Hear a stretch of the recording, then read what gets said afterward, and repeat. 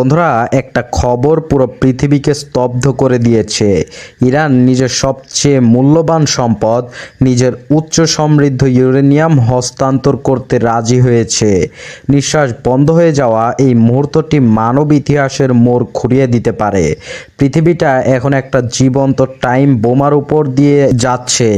যে দেশটা গত কয়েক বছর ধরে, বিশেষ করে গত ফেব্রুয়ারি থেকে শুরু হওয়া রক্তক্ষয়ী যুদ্ধে পশ্চিমা বিশ্বের সাথে চোখে চোখ রেখে লড়াই করছিল, সেই ইরান আজ নিজের পারমাণবিক স্বপ্নকে এক পাশে সরিয়ে রেখে সম্পদ হাত বদল করতে প্রস্তুত। কিন্তু প্রশ্ন হলো, এটা কি তেহরানের আত্মসমর্পণ, নাকি এর পেছনে লুকিয়ে আছে কোনো মহাবিত্তিক মাস্টার স্ট্রোক যা আমরা কেউ কখনো কল্পনাও করতে পারবো না? বন্ধুরা, কল্পনা করুন, হরমুজ প্রণালীর কালো পানিতে মার্কিন ও ইসরায়েলি অবরোধের শিকার তেলের ট্যাঙ্কারগুলো আবার স্বাভাবিক গতিতে চলা শুরু হয়ে গেছে। ইরানের ভূগর্ভস্থ ইস্পাহান ল্যাব থেকে শত শত কেজি 60% সমৃদ্ধ ইউরেনিয়াম চলে যাচ্ছে অন্য কোনো দেশে।